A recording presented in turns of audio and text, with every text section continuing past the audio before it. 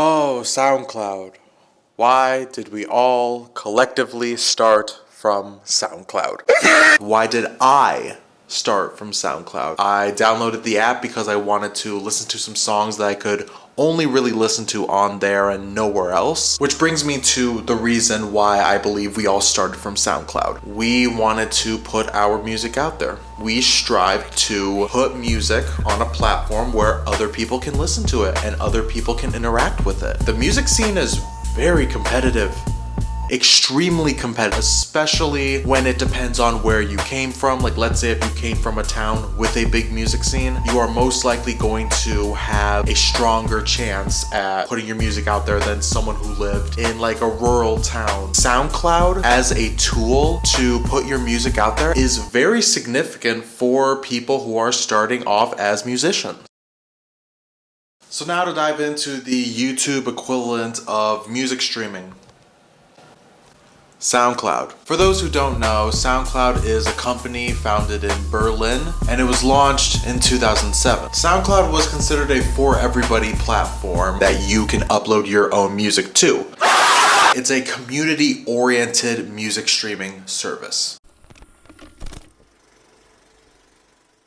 It's no secret that SoundCloud doubles as both a streaming platform and a social media platform, but what a lot of people overlook about SoundCloud is just how many artists popped off because of SoundCloud. Lil Uzi Vert, Juice WRLD, Lil Yachty, 21 Savage, Lil Peep, Post Malone, Playboi Carti. These are all artists that started their humble beginnings on SoundCloud. One great example of an artist who started off on SoundCloud and slowly made his way up in the industry has to easily go to 21 Savage, releasing his first ever debut album, The Slaughter Tape, during May of 2015, then releasing it a year later on all platforms during May of 2016. He released this first album under Slaughter Gang LLC, a label that he made for himself, which is under the license of Epic Records, which is under Sony Music Entertainment. He was featured on Rockstar by Post Malone back in 2017, which currently sits at 210 million plays on SoundCloud and over 1 billion views on YouTube. He also was on a collab album titled Without Warning back in 2017, which featured Metro Boomin, Offset.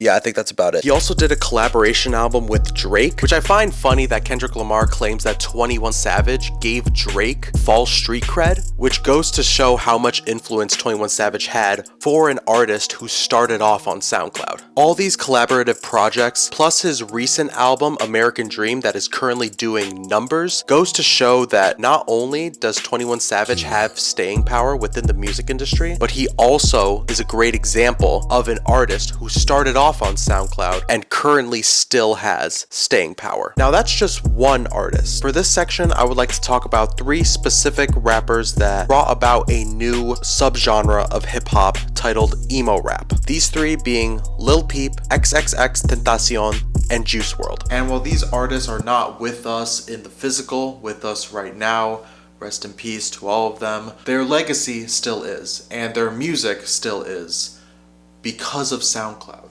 Yo, rest in peace, Lil Peep!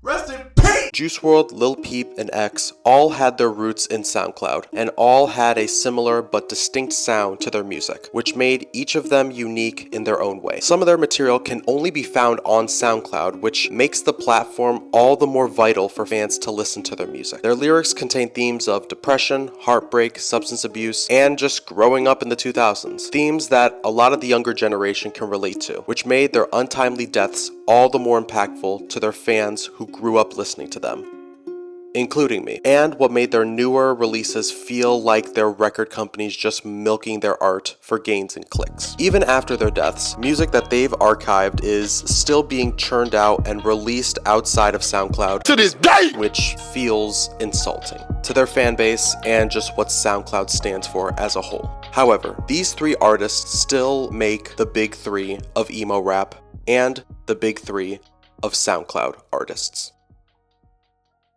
One of the sources that I used for this video is a Reddit thread that is asking, is SoundCloud being sold? From what the comments say, most of them are downplaying this, saying that SoundCloud has not been sold yet, but is not planning to shut down anytime soon because they see the profitability in it. Now look at this. This comment says, it's just a software acquisition. 99% sure it won't get shut down. It'll most likely run the same way, but with new owners who will implement new things and run it their way. Depending on what company buys it, it might become a merger with a current brand that already exists.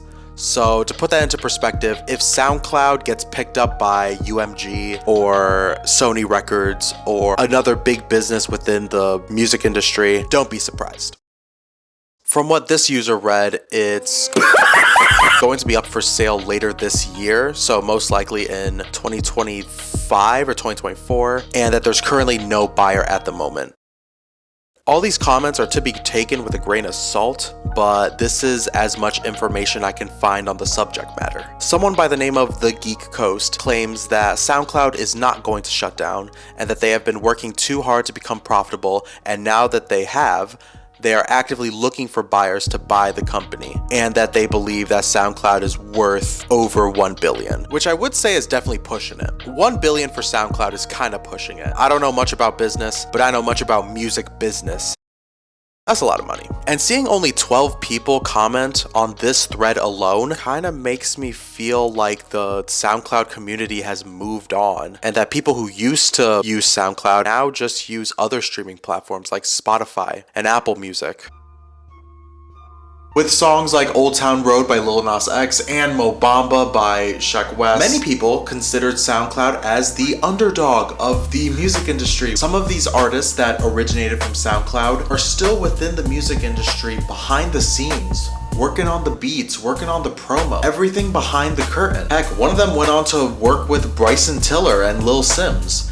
These are people within the greater music industry. I mean, Bryson Tiller, bro's got the riz, bro's got the aura. We ain't talking about this or this. We're talking about this. I'ma take a bougie ass to Rodeo and then let her pick up whatever she want. CC Gucci Hippo.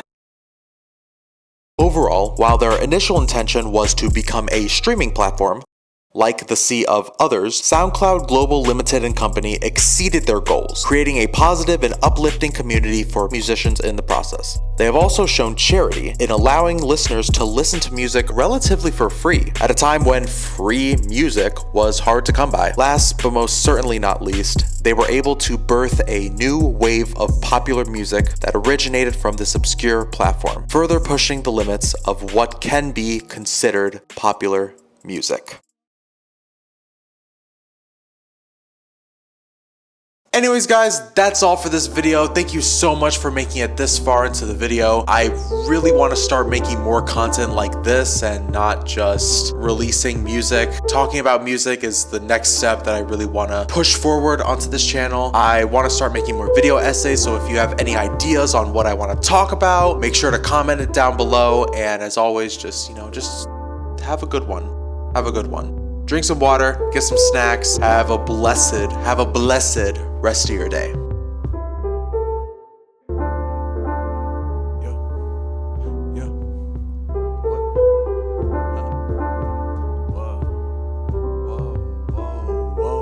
I think I got a thing or two to get off my chest. It's hard to find a way to go and do my best. Beefing with AI, allowing creation to die. Spitting on the fly isn't fun anymore, I can't deny. I wish we could go back to 2013, where you could do a silly dance and end up on the scene, making memes, spitting like a fax machine, peeking while you're 17. My life wasn't the same as it was then. I stay counting these bands and live to see the day that I'll feel young again. When can I feel young again? My life wasn't the same as it was then. Each day feeling like it's repeating again. Wait until the day that I'll feel young again. Now tell me, when can I feel young again?